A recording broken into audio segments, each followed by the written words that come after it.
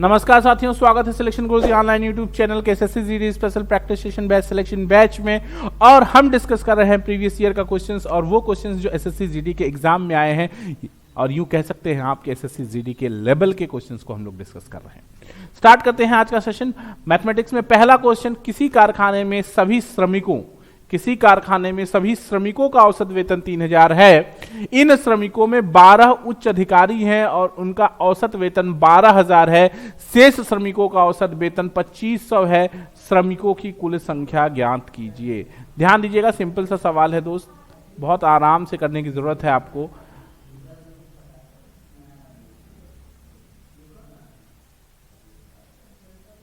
ध्यान दीजिए, ठीक है। क्या रहे हैं कि मान लेते हैं हम कर्मचारियों की संख्या x है, तो 3000 x इज इक्वल टू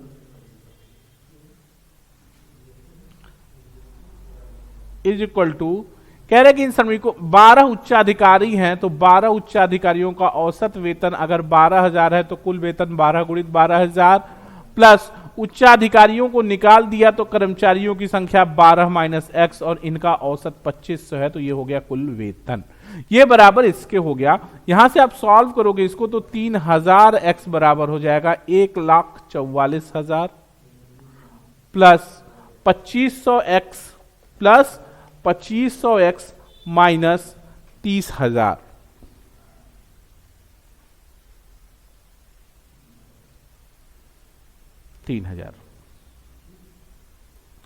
अब आप ध्यान दो, इधर आ जाएगा तो 500x और 500x बराबर हो जाएगा 30,000 हो जाएगा, तो 1,14,000 ये x का वैल्यू हो गया और 0000 से खत्म हो गया।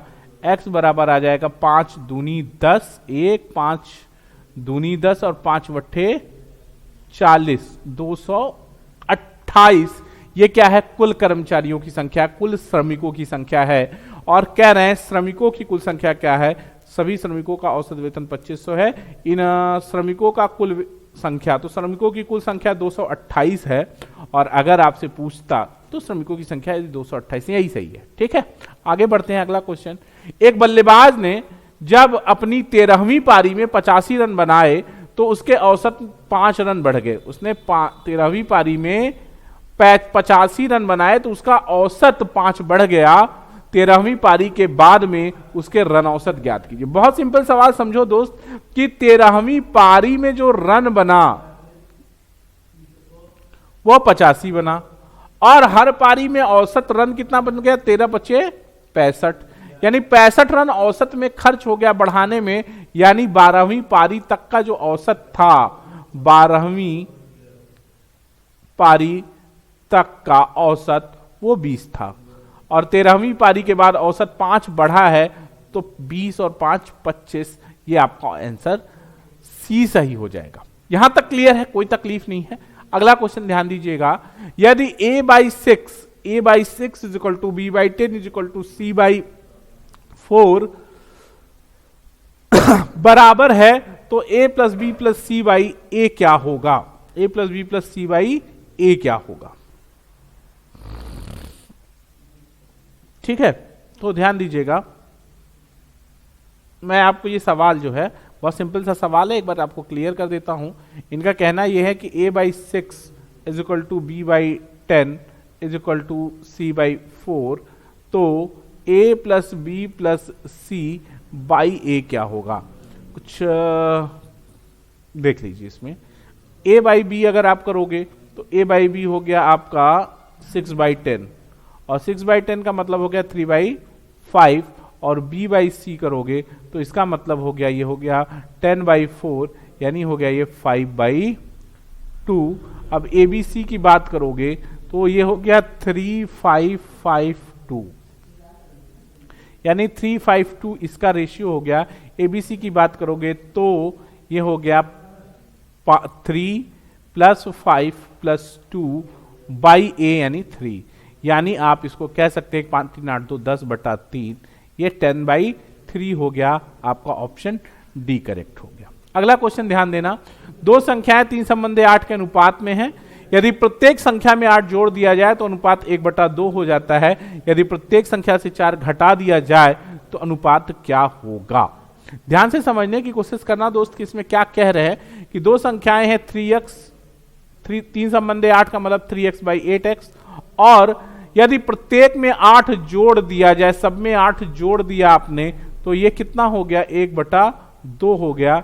इसको सॉल्व करोगे तो हो जाएगा 6x + 16 = 8x + 8, या यूं कह सकते हैं कि -2x = -8 या x = 4 हो जाएगा। इस प्रकार संख्या कितनी हो जाएगी?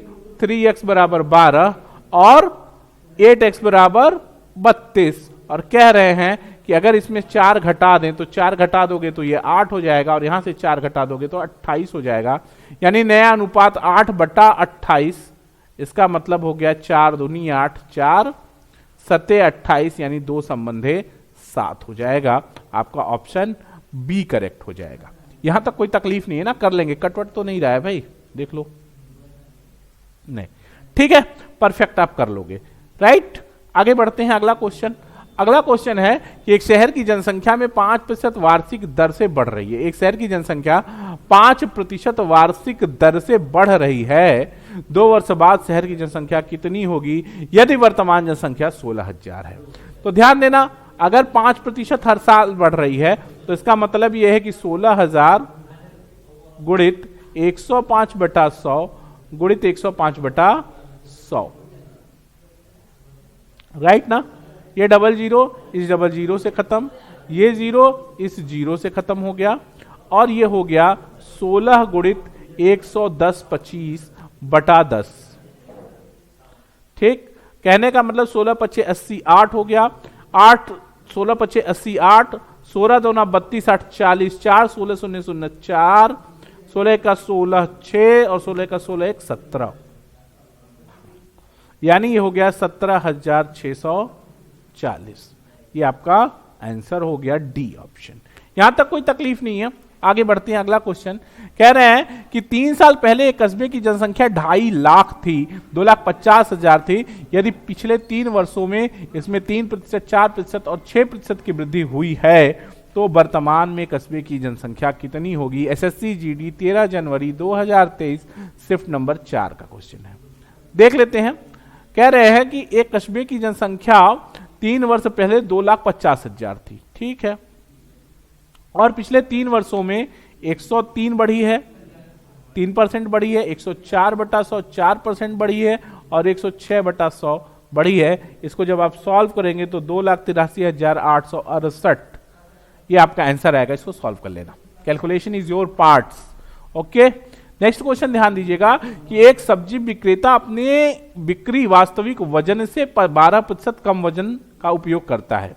एक सब्जी विक्रेता, ध्यान से सवाल को समझने की कोशिश करिएगा। एसएससी जीडी 12 जनवरी 2023 शिफ्ट नंबर 3 का क्वेश्चन है। ये क्या रहे हैं कि एक सब्जी विक्रेता अपनी बिक्री वास्तविक वजन से 12% कम वजन का उपयोग करके करता है और क्रय मूल्य पर 32% का लाभ अर्जित करता है। कुल लाभ प्रतिशत ज्ञात कीजिए। तो पहले तो हम ये देख लें कि 12% अगर कम वजन कर रहा है तो कम वजन से उसे कितना लाभ हो रहा है। राइट ना? तो देख लीजिए, अगर 1000 ग्राम है और अगर 12% 1000 ग्राम पे 12% अगर कम वजन करता है, इसका मतलब कितना? 120 ग्राम कम वजन करता है, यानी वजन कितना करता है? 880। तो उसका प्रॉफिट कितना होगा दोस्त? उसका प्रॉफिट होगा 120/880 गुणित 100। 0 0 से खत्म हो गया, और 12 4 से काट दोगे 4 × 12 30, और 4 से इसको काट दोगे 22, इसको काटोगे 11, इसको काटोगे 15, 150/11% का यहां से प्रॉफिट ले रहा है वो। यानी 150/15 का मतलब आप समझो क्या है कि वो जब वजन से जो लाभ ले रहा है, जो 12% कम वजन कर रहा है, उसकी वजह से जो उसको प्रॉफिट हो रहा है वो 150/11% का हो रहा है। Is it clear? अब क्या कह रहा है कि वो अब इसके अतिरिक्त वो क्रय मूल्य पर भी 32% का लाभ लेता है। तो अगर डबल लाभ है तो एक लाभ ये P1 है और एक दूसरा लाभ क्या है? 32% का लाभ है, वो जो CP पे ले रहा है, ये P2 है, ये ऑन CP है। करेक्ट? तो फार्मूला हो गया x + y + xy/100। सॉल्व कर लेना। पहला 32% और प्लस दूसरा 150/11 प्लस 32 गुणित 150/11/100। क्लियर? जब इसको सॉल्व करोगे कंप्लीट तो ये 50% आपको आंसर दे देगा। सॉल्व करके देख लेना, ठीक है ना। ये आपका यहां से x plus y plus x y by 100, जैसे दो लाभ है तो उनका संयुक्त लाभ क्या होगा, x plus y plus x y by 100 solve कर लेंगे। अगला सवाल है कि 25% का लाभ अर्जित करने के लिए 1 किलो के वास्तविक वजन के बजाय एक बेईमान दुकानदार द्वारा उपयोग किया जाने वाला दोषपूर्ण वजन क्या है। अगर आपको 25% का प्रॉफिट चाहिए तो एक दुकानदार को 200 ग्राम कम वजन करना होगा, तब आपको जाके 25% का प्रॉफिट मिलेगा। ये ध्यान रखिएगा, समझ रहे हैं। अगर आप 1000 ग्राम का प्रयोग करते हैं और आपको 25% का प्रॉफिट चाहिए तो वजन आपको 20% कम करेंगे, यानी 200 ग्राम कम करेंगे तो 800 ग्राम वजन देंगे, तब आपका प्रॉफिट आएगा कि जो आप दे रहे हो, जो आप बचा रहे हो 200 और जो दे रहे हो वही प्रॉफिट परसेंट डिसाइड करता है, तो 25% आएगा। यानी 200 ग्राम तो बेईमान दुकान द्वारा प्रयोग किया जाने वाला दोषपूर्ण वजन 800 ग्राम का प्रयोग करेगा 1000 ग्राम की जगह पे। क्लियर है मेरी बात? यहां तक कोई दिक्कत नहीं है। अगले क्वेश्चन में ध्यान दिए, अगर कहीं कोई दिक्कत है तो कमेंट बॉक्स में जरूर रिप्लाई करिए। चैनल पे नए हैं तो चैनल को सब्सक्राइब कर लीजिए। एक दुकानदार एक वस्तु पर 20% छूट देता है, 600 के अंकित मूल्य वाली वस्तु का विक्रय मूल्य क्या होगा। ध्यान से समझिएगा, 600 का सामान है, 20% छूट देता है तो 120 रुपए की छूट हो गया, क्योंकि 20 छक्का 120 और 600 से 120 गया तो 480। ये आपका आंसर है, ठीक है। अगला क्वेश्चन ध्यान दीजिएगा, कह रहे हैं कि 5000 रुपए पर 30% की एकल छूट और 17% और 13% की दो क्रमिक छूट के बीच का अंतर क्या होगा। ध्यान से समझना दोस्त इस सवाल को, कि ये क्या कहना चाह रहे हैं। ये कहना ये चाह रहे हैं कि 17% और 13% का एक संयुक्त छूट कितना होगा, ये बताओ पहले मुझको। x plus y minus x y by 100, 17 plus 13 minus 17 गुणित 13/100, तो 17 13 30 हो गया, और 30 माइनस 17 3 51, 1 हासिल 5, 17 का 17 5 22/100, यानी ये हो गया 30 माइनस 2.21 यानी 28, 27 यानी 27.79। अब अंतर क्या है, 30% का 27.79 से अंतर क्या है, 0.21 है, 21 एक गया है इधर से, तो ये 2.21।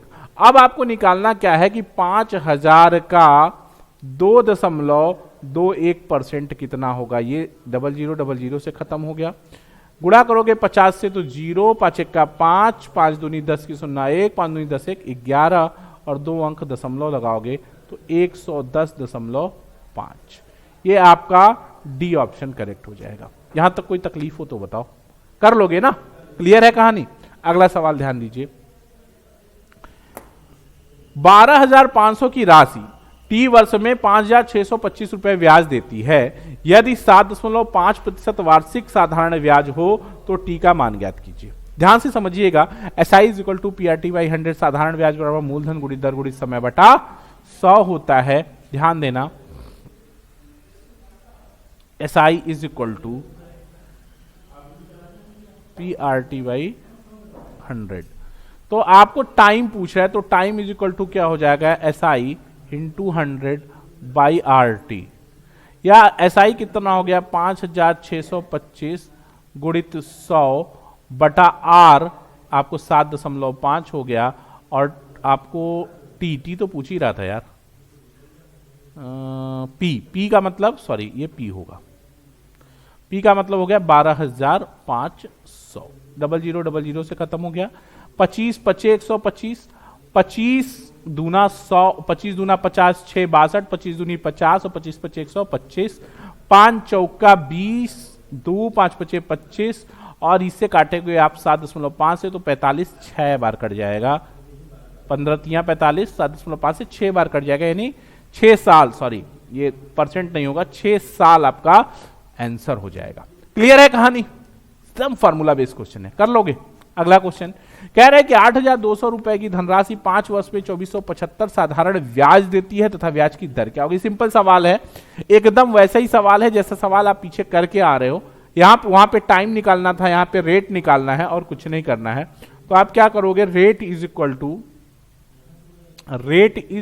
टू क्या हो जाएगा दर निकालना है ना। तो ब्याज कितना दे रहा है 2475, 2475 गुणित 100 बटा मूलधन 8,250 गुणित आपको समय दिया है 5।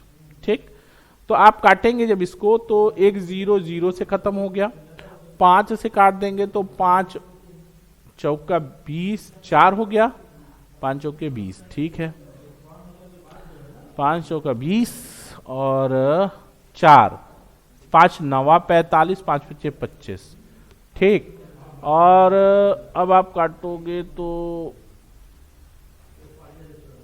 5 से काट लीजिए, 5 5 25, 2 5 9 45, 2 47, 4। हाँ ठीक है, 5 से काटिए, 5 1 5 और 3 हुआ, 5 6 30, 2 5 5 25, 165, 5 9 45, 4 5 9 45 99, 11 1 11, 11 5 55, 11 9 99, 3 5 15, 3 3 9, 5 दूनी 10, 2 3 6% आपका ब्याज का दर आ गया। यहां तक कोई दिक्कत नहीं ना, कर लेंगे।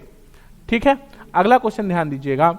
अगला क्वेश्चन कह रहे हैं कि 4900 रुपए की राशि पर 2 वर्ष में चक्रवृद्धि ब्याज 725 रुपए है। जब ब्याज वार्षिक रूप से चक्रवृद्धि होती है, वार्षिक ब्याज की दर ज्ञात कीजिए। एसएससी जीडी 25 जनवरी 2023 से नंबर 4 का क्वेश्चन है।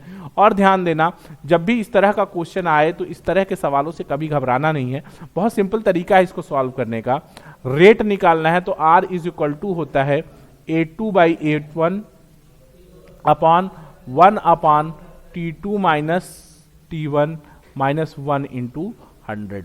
ये फार्मूला याद कर लो, ये रामबाण है कभी भी चक्रवृद्धि ब्याज का अगर आपको दर निकालना है। अब A2 क्या है भाई, A2 4900 रुपए मूलधन था, इसमें 725 रुपए आपको ब्याज मिला, तो 25 56 25 आपको A2 है। और A1 क्या है, A1 आपका 4900 था, बस इसी को रख लेना है, बराबर 56 25 बटा 4900। और टाइम की बात करोगे तो यहां 1/T2 माइनस T1, T1 0 है, T2 2 है, तो 1/2 माइनस 1 इंटू 100 हो गया। और इसमें आप करोगे तो ये 75 बटा 70 माइनस 1 इंटू 100 वाले केस में पहुंच जाएगा, यानी 5/70 गुणित 100। ठीक ना, तो आप काट लो, 0 0 से खत्म हो गया, 50/7 यानी रेट हो जाएगा 7 सही 1/7%। ये आपका आंसर हो जाएगा। क्लियर है कहानी। अगला क्वेश्चन ध्यान देते हैं। अगला क्वेश्चन कह रहा है कि 2 व्यक्ति P और Q मिलकर कार्य करते हैं, किसी कार्य को 18 दिन में पूरा कर लेते हैं। P और Q मिलकर कार्य करते हैं और कार्य को 18 दिन में पूरा कर लेते हैं। Q अकेले इसे 36 दिनों में कर सकता है। Q ने कार्य प्रारंभ किया और 6 दिन कार्य करने के बाद उसने काम छोड़ दिया। फिर P ने शेष कार्य अपने हाथ में लिया। शेष कार्य को पूरा करने में P को कितना समय लगेगा, ध्यान से समझिएगा।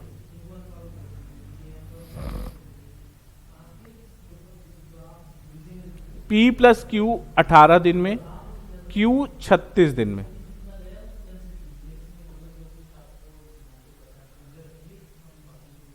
छत्तीस, 18 दूनी 36, 18। अब आप घटा दोगे तो 1 आएगा, Q कट जाएगा तो P का 1 दिन का काम 1 आएगा। और Q ने 6 दिन काम किया है तो 6 ठो काम किया है, तो शेष कितना काम बचा, 36 माइनस 6 बराबर 30। और P को करना है तो P शेष काम 30 दिन में करेगा, क्योंकि 30 काम 30 दिन में इसलिए करेगा क्योंकि P 1 दिन में 1 काम कर पाता है। ठीक है ना। अगला क्वेश्चन ध्यान दीजिएगा। कह रहे कि एक कार्य को रिया 12 दिन में, रीता 18 दिन में और गीता 24 दिन में करती है। रीता और गीता ने 6 दिन तक एक साथ मिलकर काम किया और फिर गीता अपनी की जगह रिया ने ले ली। कार्य को कुल मिलाकर कितने दिनों में पूरा किया गया, ध्यान दीजिएगा।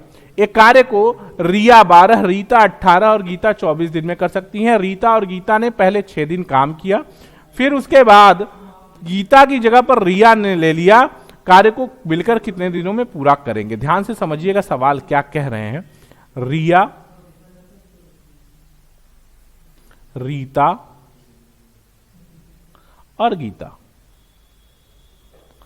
रिया 12, रीता 18 और गीता 24। एलसीएम आपको सीधा सीधा मिलेगा 72। 12 छाक 72, 18 चौक 72, 24 तिया 72। अब क्या कह रहे हैं? रीता और गीता 6 दिन काम किए, तो यानी 4 3 7 काम रीता और गीता 6 दिन यानी 42 काम निपटा दिए। अब गीता की जगह रिया ने ले ली, तो रीता और रिया मिलके कितना? 6 4 10 काम एक दिन में करेंगे। कार्य को कुल मिलाकर कितने दिन में पूरा करेंगे? तो देखो 72 काम तो 6 दिन में पूरा कर दिया। 72 में से 42 गीता और रीता ने, तो बच कितना गया? 30 काम। और 30 काम को रिया और रीता रोज 10 काम करेंगी तो 3 दिन में समाप्त कर देंगी। यानी टोटल टाइम जो आएगा, टोटल टाइम होगा 6 + 3 = 9। ये आपका सी ऑप्शन करेक्ट हो जाएगा। यहां तक कोई तकलीफ नहीं है ना दोस्त? कर लोगे? ठीक है। अगला क्वेश्चन ध्यान दीजिएगा। कह रहे कि पाइप ए और बी भरी हुई टंकी को क्रमशः 15 मिनट और 20 मिनट में खाली कर सकते हैं, जबकि अकेला पाइप सी टंकी को 8 मिनट में भर सकता है। यदि पाइप ए, बी और सी एक साथ खोल दिया जाता है तो टंकी कितने देर में भर जाएगी? ध्यान से समझिएगा।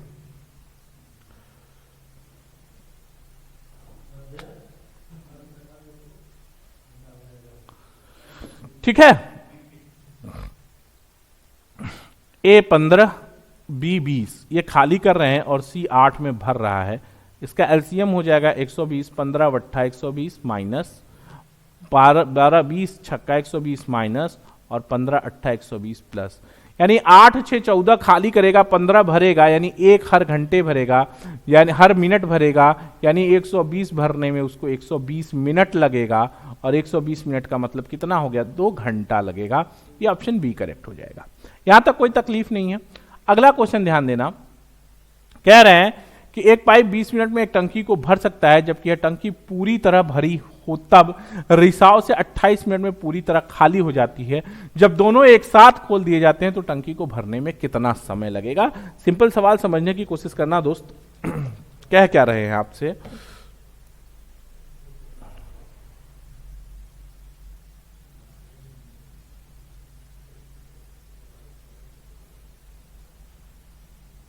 एक पाइप है वो 20 मिनट में भर देता है, और एक है रिसाव जो 28 मिनट में भरी टंकी खाली कर देता है। एलसीएम हो जाएगा 280।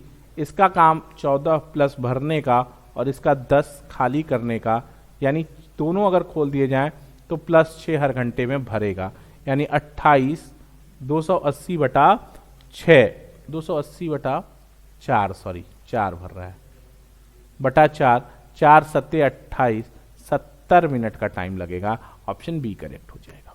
क्लियर है यहां तक? अगला क्वेश्चन ध्यान देना। आकाश अपने घर से स्कूल की दूरी अपनी साइकिल से 3 बराबर भागों में 5 किमी प्रति घंटा, 10 किमी प्रति घंटा, 15 किमी प्रति घंटा की चाल से तय करता है। अपने घर से स्कूल जाने में आकाश की औसत चाल ज्ञात कीजिए। जब भी आपको इस तरह का सवाल मिले औसत चाल निकालने का, तो आप एकदम टाइम एंड वर्क के पैटर्न पे इस सवाल को कर लीजिए। पहला भाग 5 किलोमीटर प्रति घंटा, दूसरा 10 किलोमीटर और तीसरा 15 किलोमीटर, और तीनों बराबर हैं। एलसीएम 30 हो गया, तो 5 6 30, 10 3 30, 15 दूनी 30, 6 3 9 2 11, 30/11। और कितने टुकड़े में यात्रा किए? 3 टुकड़े में, तो 3 से गुणा कर देंगे तो औसत चाल हो जाएगा 90/11, यानी इसकी चाल होगी 8 सही 2/11 किलोमीटर प्रति घंटा। ठीक है। अगला सवाल ध्यान दीजिएगा। लास्ट क्वेश्चन आज के सेशन का आपके लिए होमवर्क छोड़ रहा हूं। कि 550 मीटर और 650 मीटर लंबी दो लंबी ट्रेनें क्रमशः 68 किमी प्रति घंटा और 40 किमी प्रति घंटा की चाल से विपरीत दिशाओं में एक दूसरे के समानांतर चल रही हैं, कितने समय में वे एक दूसरे को पार कर लेंगी। सिंपल सवाल ये समझना कि दोनों विपरीत दिशाओं में चल रही हैं तो समय बराबर दूरी बटा चाल, और दो ट्रेनें एक दूसरे को पार करने में कितना चलेंगी, 550 प्लस 650 ये दूरी हो गई, और बटा चाल जुड़ जाएगा 68 और 40, 68 प्लस 40 और गुणित 5/18 मीटर प्रति सेकंड में हो जाएगा। इसी को सॉल्व कर लेना है आपको, आंसर निकल आएगा, और इसको पूरा जब आप सॉल्व करोगे तो 40 सेकंड का आपको आंसर मिलेगा। सिलेक्शन गुरुजी के practice session batch selection batch में आज इतना ही। कल फिर मुलाकात होगी प्रीवियस ईयर के क्वेश्चंस के साथ। देखते रहिए सिलेक्शन गुरुजी ऑनलाइन। जय हिंद, जय भारत।